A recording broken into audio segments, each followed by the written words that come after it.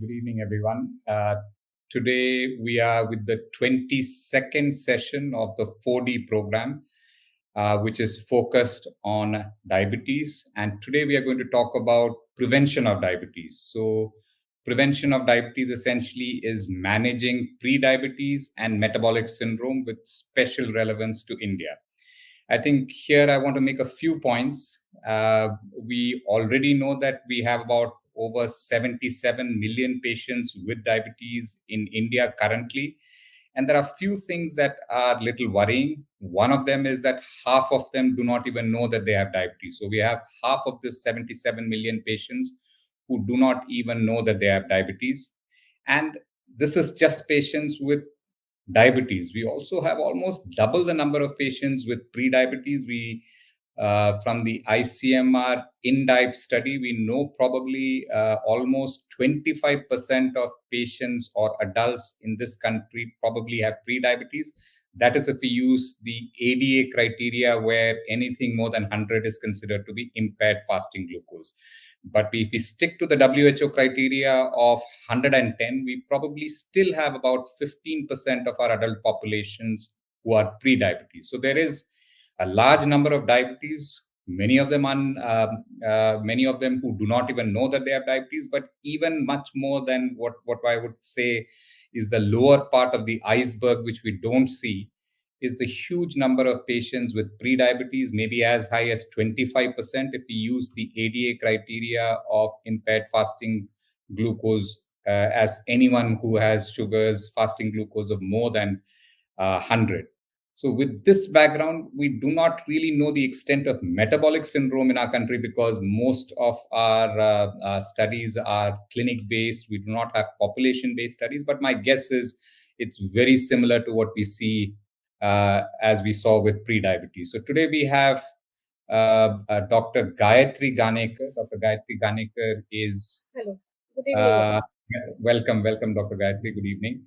So Dr. Gayatri is from Bombay. She works at Kalyan. She has done her MBBS from, I understand, Seth GS Medical College in Mumbai itself. Subsequently, she has done a post-graduation from Bhopal and her DNB in endocrinology from Hinduja Hospital, Mumbai. And Dr. Gayatri will take us through these two parts. One is, how do we prevent type 2 diabetes or diabetes mellitus? And more importantly, when we see somebody with pre-diabetes or with metabolic syndrome in India, how will you currently manage them? So Dr. Gayatri, we'll start with your presentation and then we'll go on with some question and answers. Right.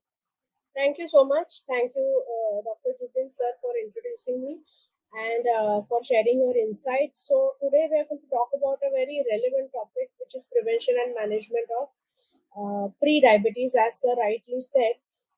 We know that change the slide. Can we go to the first slide?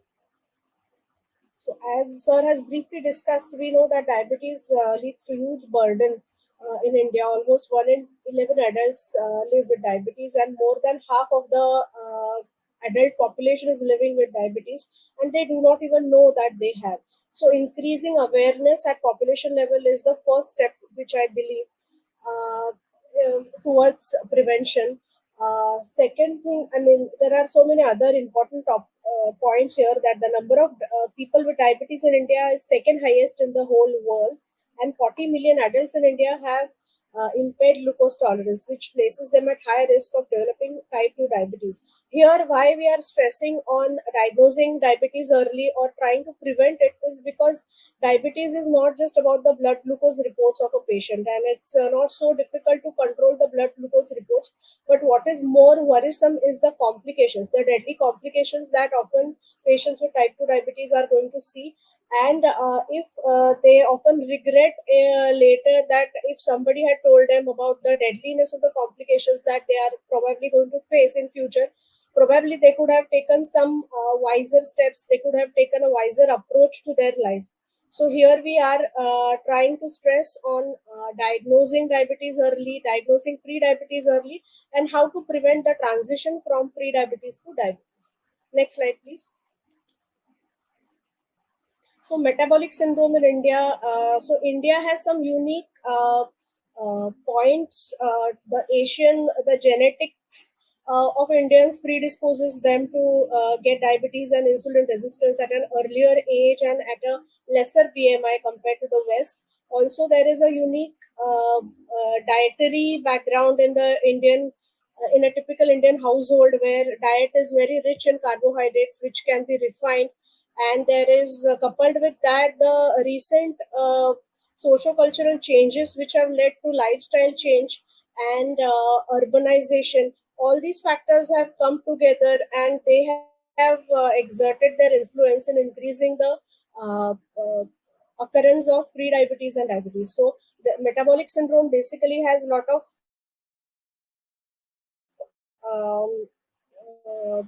pathophysiologies, a lot of points which lead to metabolic syndrome. So insulin resistance is the beginning point, we can say. Along with that, visceral obesity, hypertension, high triglycerides, and low HDL cholesterol. All of these are components of metabolic syndrome. So prevalence of metabolic syndrome is very high among Asians, including Indians, and especially those who are in sedentary occupations. And it is as high as 9 to 48% in India. And several studies have noted that diabetes and metabolic syndrome often occur together, and there is a term called diabesity, which includes diabetes, obesity, and metabolic syndrome.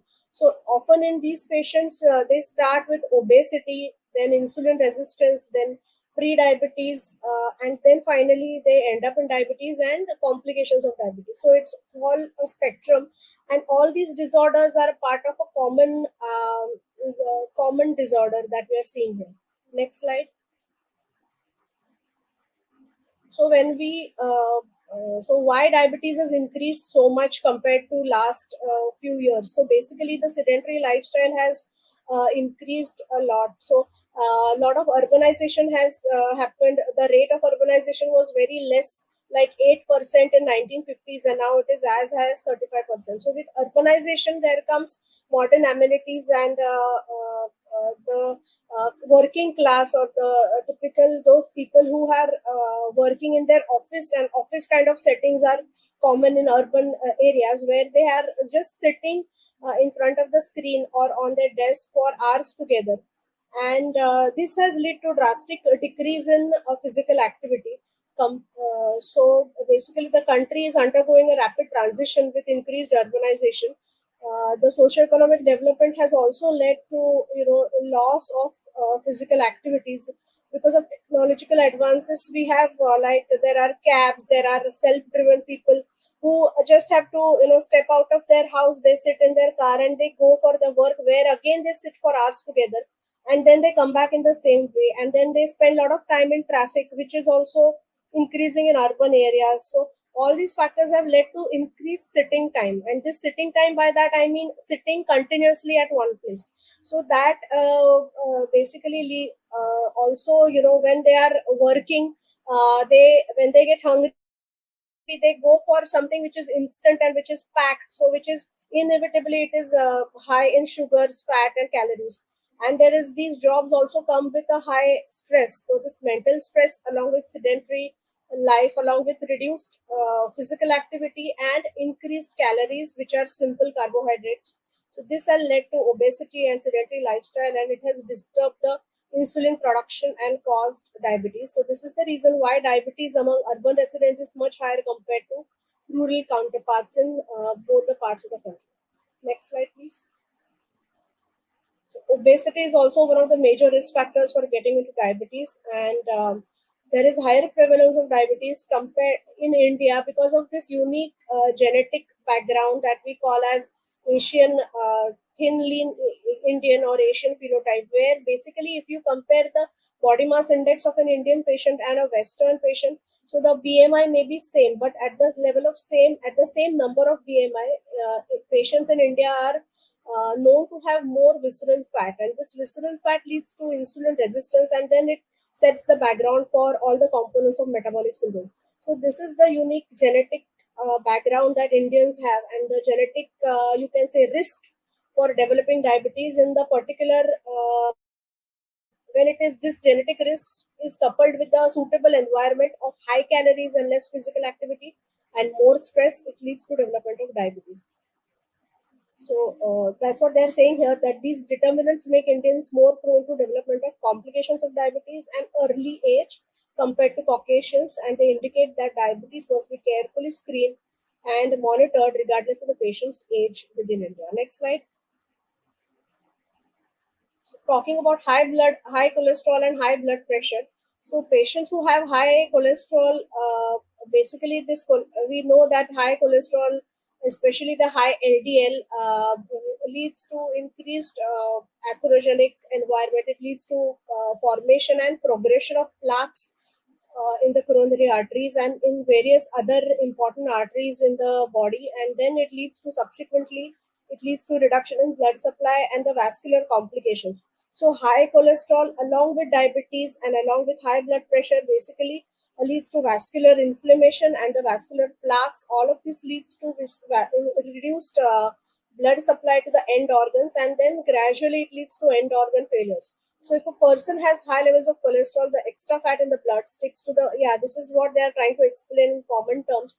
So over time, this fat leads to formation of plaque or atheroma. And with high blood pressure, there are variations in the pressure. If there are a lot of fluctuations, the plaque stability is reduced and the plaque tends to rupture. And then such patients are prone for getting acute complications like myocardial infarct or stroke. So all these two factors, along with diabetes, obesity, can lead to complications in diabetes. Next slide, please. So strategies for diabetic patients with metabolic complications. So most important thing here, or management of diabetes or pre-diabetes, is managing the lifestyle. So basically increasing physical activity in whichever way that you can. So regular physical activity can lower blood pressure. It helps in managing blood glucose levels.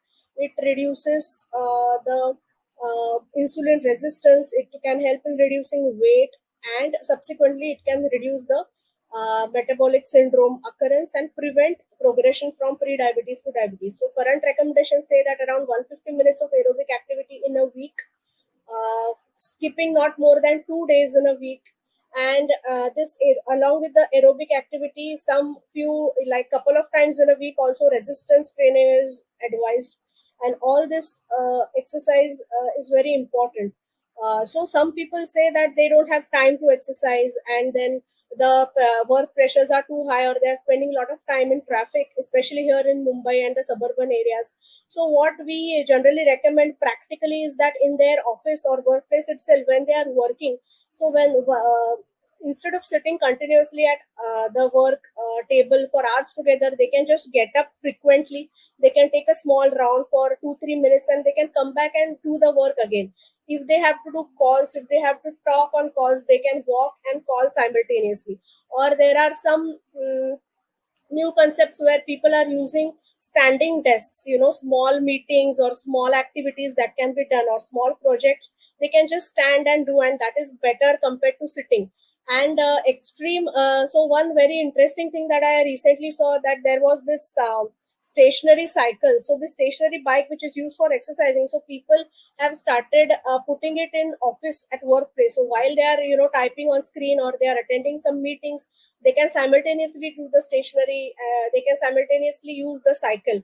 The seats are such that they have those paddles, so this is also a unique idea. So some such unique ideas can be developed, and basically we want to increase the physical activity in the day.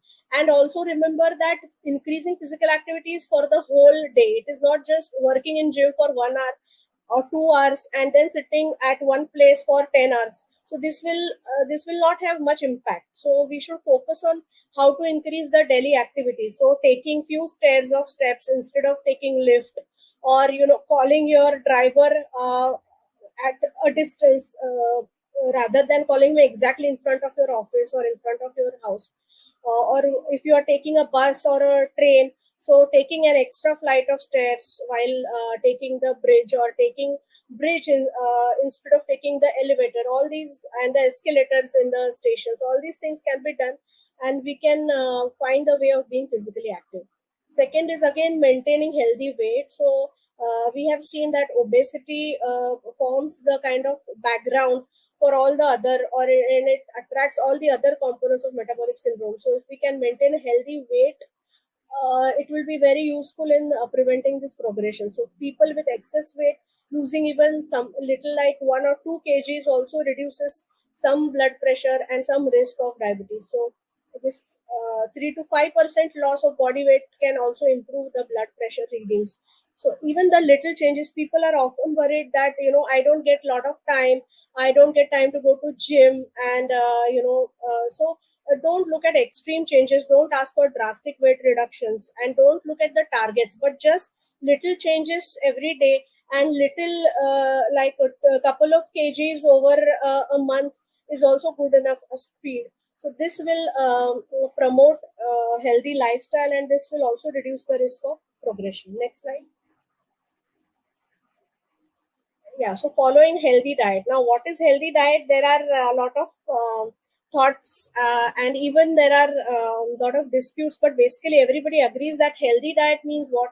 Means basically reducing your carbohydrates, especially reducing the simple carbohydrates, in reducing the foods which have high glycemic index and high glycemic load, eating plenty of fresh vegetables. So if there is a simple way of it is called plate method, where we tell patients that 50% of your plate should be full of vegetables. So these vegetables can be cooked or uncooked, so it can be salad or cooked vegetables, and it should be almost 50%. So here we see that there are a lot of people who work and who carry the tiffins in Mumbai and suburban areas. So they carry only chapati and they carry vegetables. So this sabji or the cooked vegetable is very little. So they have more of chapati, which is more of carbohydrates and very less fibers or very less vegetables are there. And also they don't have any protein sources. So we have to stress this importance of healthy diet, and that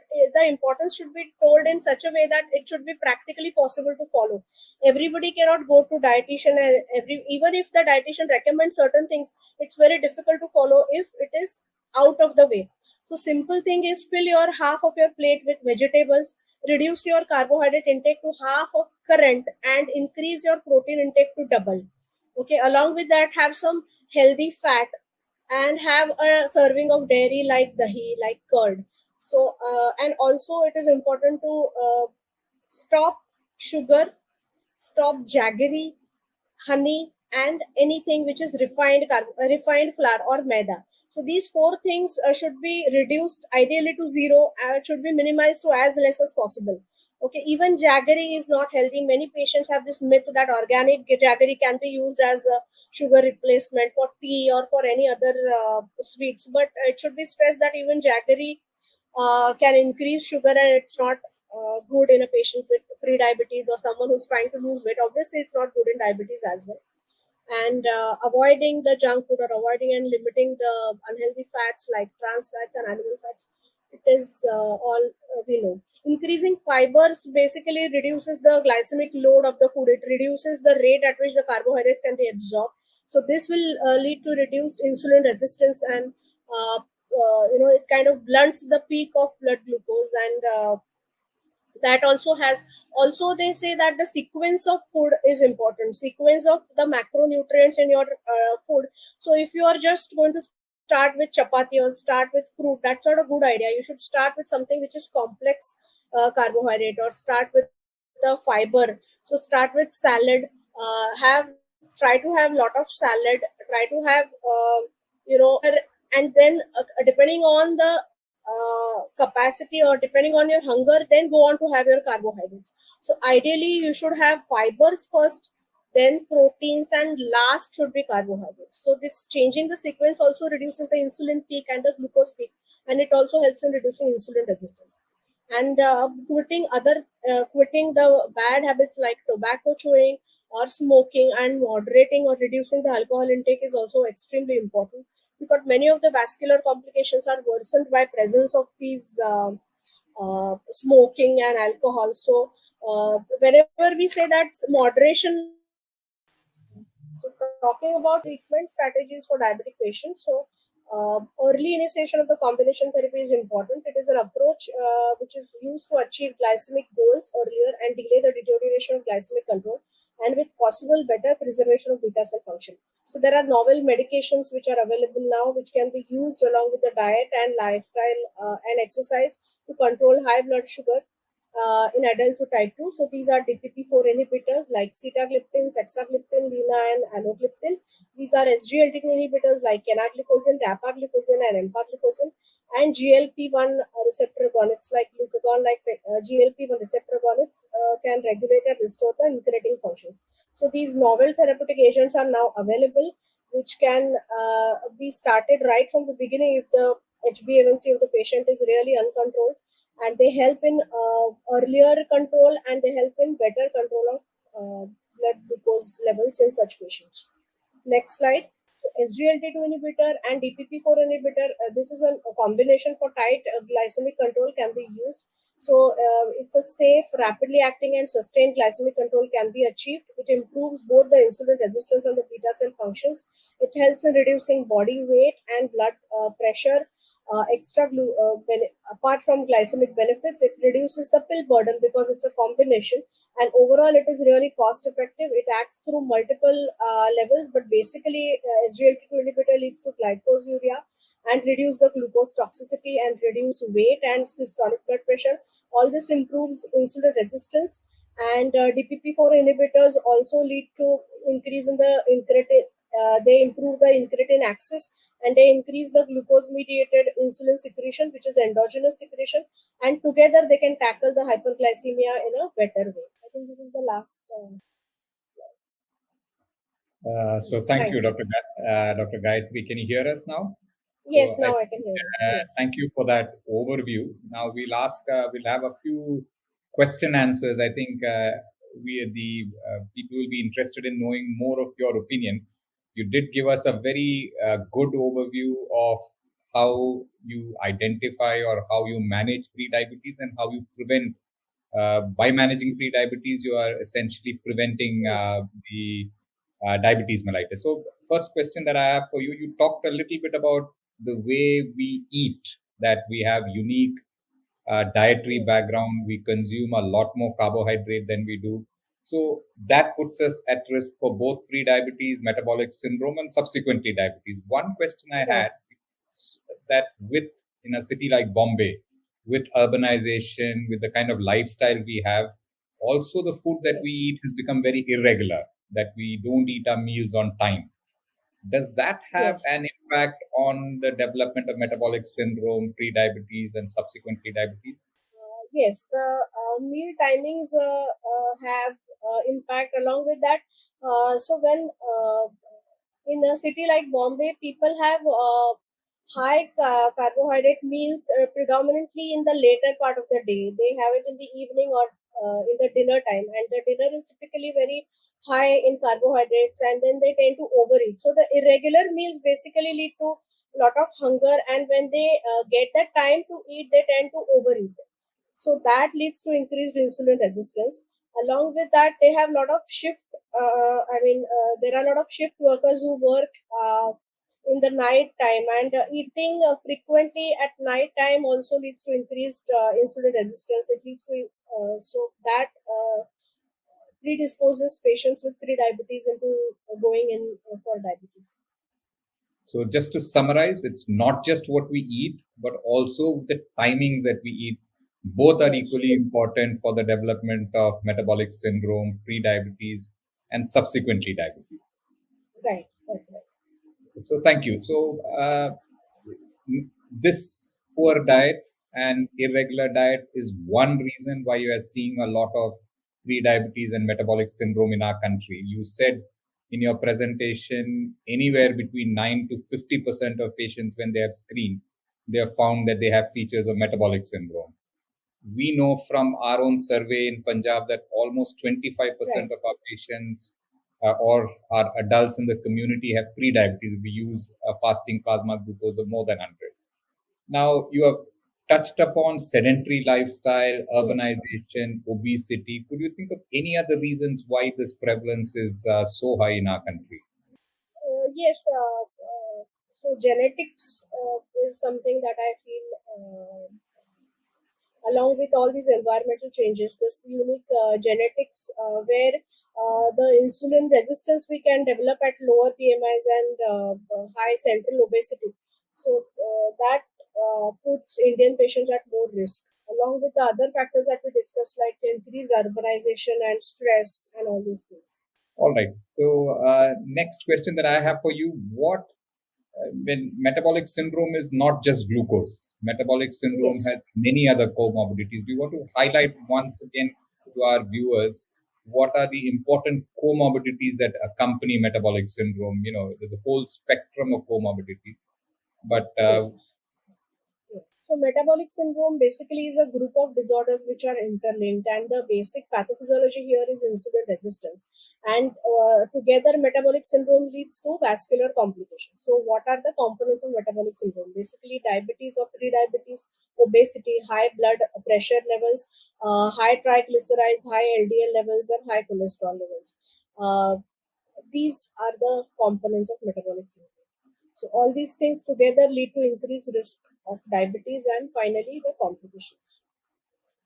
and things like cardiovascular disease, strokes, Yes, and now we yes. are finding lots of Vascular other complications. unusual diseases, liver disease in terms of Fatty liver disease also is one of the component.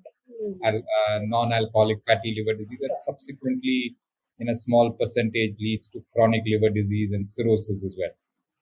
Yes. Uh, Now, when we address metabolic syndrome, we have targets, especially when we are treating someone with diabetes.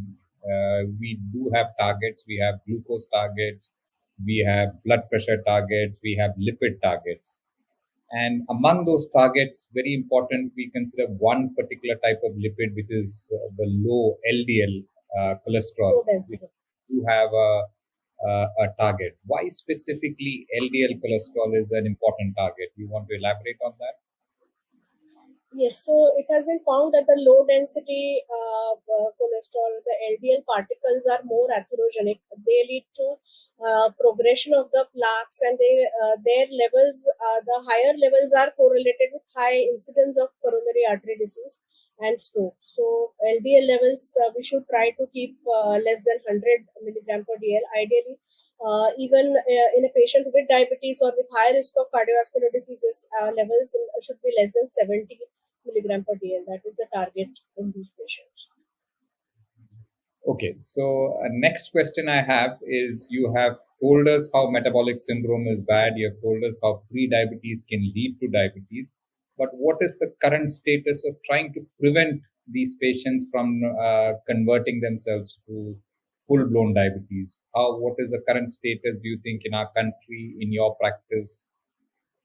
Yes. So currently, I don't think that we are reaching. So there is a lot of scope for improvement in trying to growth. So when we looked at studies which focus on prevention of diabetes, so primary prevention of diabetes basically means that managing the impaired, so it can be done in patients with impaired fasting glucose or those with impaired glucose tolerance. And basically it consists of two things. It is imparting knowledge and increasing awareness about the correct lifestyle measures, and also there are some drug intervention trials which have been done in past, like metformin and acarbose. So these trials were also effective, but much more effective was diet and lifestyle intervention. So we should first of all increase awareness in the general public about all these diseases, and we should try to give them an idea how simple measures and how practically they can manage it. And so these measures, basically, I think we should focus just on increasing the awareness at all the levels whenever possible. And diet modification, lifestyle modification, stress reduction, and stopping smoking and alcohol. These are very important points which we must discuss with patients. So at every encounter with patients, we should try to emphasize the importance of increasing physical activity, trying to maintain the healthy weight, and all this is especially in the young adult, because we know that type 2 diabetes in an adult can have the epigenetic background. So even a mother who has gestational diabetes can, or even obesity, so fetus in such a in utero condition can later on develop diabetes. So the awareness should start from that level. So even when they don't have overt diabetes or they don't have lot of the colleagues, I mean their people in their age group, they do not have lot of diabetes, but they are very young. So here we should focus the young generation and focus on awareness about these points. So if I have to Currently, we are summarize, definitely lacking in this aspect. yeah. So I think if you have to summarize, we know things are effective. We know lifestyle is effective in preventing or conversion of pre-diabetes to diabetes. But unfortunately, we do not have well-developed community programs that are focusing on that. And many of us also do not pay enough attention to pre-diabetes and patients with metabolic syndrome to try and get the best benefit out of this. So next question I have for you, Dr. Gayatri, you already told us that lifestyle is effective. But in passing, you also told us drugs are effective, and you told us that metformin is effective. Yes. You told us that acarbose is effective. In your presentation, you mentioned some other drugs. You mentioned SGLT2 inhibitors. You mentioned DPP4 inhibitors. Yes. Are drugs like dapagliflozin, sitagliptin, do you think they would have any use in prevention of diabetes? Yes, there are trials ongoing where they have been used for prevention in patients with pre-diabetes and obesity. And we know that they are effective, and there are many times some people are also using it off-label in extremely obese patients who are at risk of developing diabetes, but yet they are not approved for use in pre-diabetes. One thing that I would think would work for a drug like dapagliflozin is the fact that it is not just addressing glucose. It addresses weight, it Yes. addresses to some extent blood pressure, it addresses cardiovascular morbidity, it may address the future development of heart failure. So, do you think these are drugs that have a lot of promise even in patients with pre-diabetes? Yes, definitely. They will be very useful because they have. Yeah. So because they Yes. act at more than one levels, they are useful because we know that diabetes development is through multitude of mechanisms. The ominous octet and SGLT2 can affect many of the components, and reducing I mean glucose urea and reducing the glucose. That is a unique feature of SGLT2, which is not there with other medications. So it affects more than one mechanism, so it can be definitely useful in these patients. So, Dr. Gayatri, this is my last question. What would you currently do when you encounter somebody with metabolic syndrome in your clinic? What would your management be? Yes. So, first of all, in such patient, as I told you, that we discuss about the possibility of development of diabetes and the possibility of vascular complications, and we try to identify what is their thought process, how motivated the patient is, what is his affording capacity, and what is his current lifestyle, what are the stressors, if he has any addictions. All these things we try to extract from his history, and once we find the specific pointers, we try to focus on dietary modifications and increasing physical activity, and reducing stress and reducing the smoking and other habits. So when I see such a patient, I begin with informing him about all these things. Then there is a dietitian reference many times, or we try to give the practical tips about diet management, and we try to increase physical activity and ask him to maintain a healthy weight. And after say 3 to 6 months, depending on the patient's HbA1c level and other factors, and the risk factors like family history of diabetes, we try to give him 3 to 6 months to modify his lifestyle and diet, and then subsequently we monitor again and decide if he is a candidate for drugs or we can continue with lifestyle modification. Often the this can be a good motivator that patients do not like to consume drugs for anything. So if we can motivate them that even just with diet modification and lifestyle, you can you can do well, you may not require drugs in future. So that leads to a good motivation, and that stimulates the patient to inculcate those changes in his lifestyle. Thank you, Dr. Gayatri. So I think if I have to summarize what we have discussed in the last 30 minutes, you have told us that diabetes is a big issue in our country. 1 in 11 adults have diabetes. We also discussed that the soil from which diabetes will grow is a soil of, it's all those things that you told us that put the patient at risk for developing diabetes, including poor eating habits, irregular eating habits, sedentary lifestyle, lack of exercise, stress, so many things you told us. And you also know that in between that, there are patients who have these lifestyle issues and they may or may not develop diabetes, but in between you have an opportunity to intervene, especially if they have something that suggests that they're going to become or develop diabetes. That means they develop impaired fasting glucose, or they develop impaired glucose tolerance, or they exhibit the other signs or other manifestations of what we call metabolic syndrome.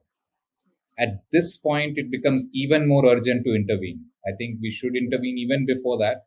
But when you see pre-diabetes, it becomes even more important to intervene. And from what I understand, what you have told us is the intervention should primarily focus on lifestyle. That means you need to correct those things that we are doing wrong. Eat well, eat on time, exercise, cut down on alcohol, stop smoking, take stress reduction, have an 8 hours of sleep. So all these lifestyle measures would be your first priority. And if patients still are not able to reverse some of that pre-diabetes or symptom or the signs of metabolic syndrome, we can use drugs. You told us in patients for prevention of diabetes, metformin and acarbose are drugs which are well studied. But drugs like dapagliflozin and sitagliptin, unfortunately, are not yet studied in this particular group of patients, but show promise, especially SCLT2 inhibitors, because they seem to have population. And this seem to have effects beyond glucose control as well, in terms of reduction of cardiovascular mortality, morbidity and mortality, and in terms of reduction of development of heart failure. So I think thank you very much, and we'll stop here. And I think and thank you very much for joining.